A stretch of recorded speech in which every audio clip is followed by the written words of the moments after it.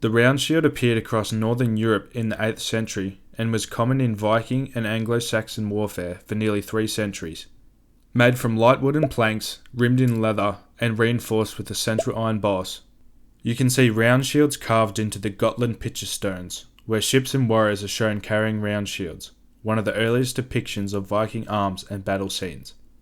Vikings carried them on raids, strapping them to long ships, and when one broke, they'd simply make another from local wood. At battles like Stamford Bridge, round shields formed the backbone of the Anglo-Saxon shield bow, holding fast until broken by cavalry. Lightweight, simple, and quick to craft, the round shield was as much a tool as a weapon. It represented freedom, mobility, and the warrior spirit that carried across the North Sea. In a way, it was the perfect reflection of early medieval life. The kite shield emerged in the 11th century, popularised by Norman knights who needed more coverage on horseback. It protected the shoulder down to the shin in a single sweep. Shaped like an elongated teardrop, it was built from curved wooden planks covered in linen and hide. It was surprisingly light for its size.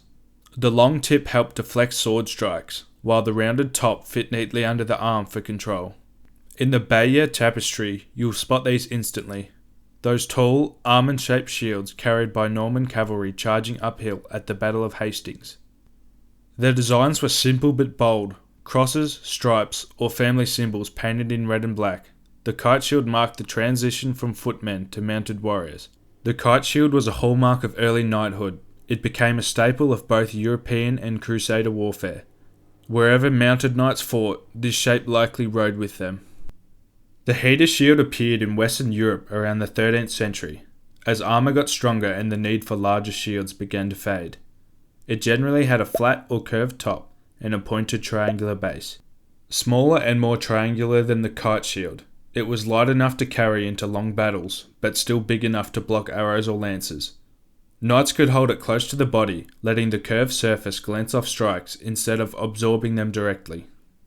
You can see perfect examples in the Maciejarski Bible, where rows of knights rode into battle behind these compact, crest-covered shields, each one a burst of colour, lions, crosses, and patterns representing entire families.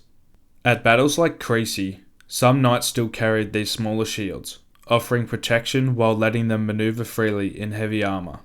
The heater shield became the classic image of the medieval knight, what you see carved in cathedrals or painted on banners centuries later. The Pavise took a completely different approach. Instead of being carried into close combat, it was planted in the ground and turned into a personal wall. Originating in 14th century Italy and Bohemia, these shields were tall, curved, and strong enough to stop bolts from a crossbow. Infantrymen could crouch behind them to reload or wade out of barrows of arrows. Some Pavises were decorated with saints or city symbols. During the Hussite Wars, soldiers used them like portable barricades. They were heavy, awkward, and far from glamorous, but for the crossbowmen, they were life-saving. The Pavise showed how warfare was changing, less about duels and more about survival, teamwork, and tactics.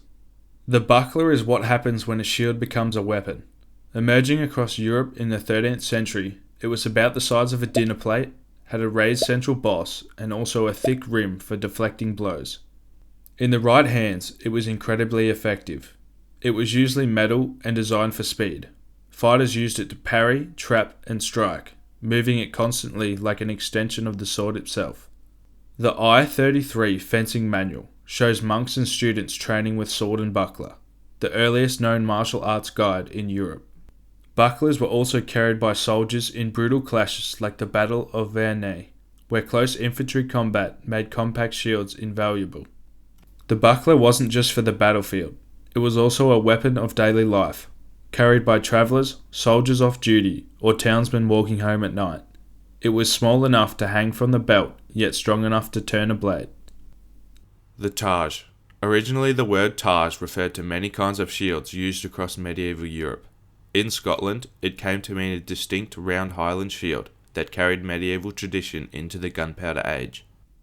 It rose to prominence in the late 16th century and remained a fixture of Highland arms for generations. Built from layered wood, covered in leather, and often reinforced with brass or iron fittings, it balanced practicality with craftsmanship. By the 17th and 18th centuries, the Targe had grown to mean more than just a shield. It became an emblem of Highland pride and identity.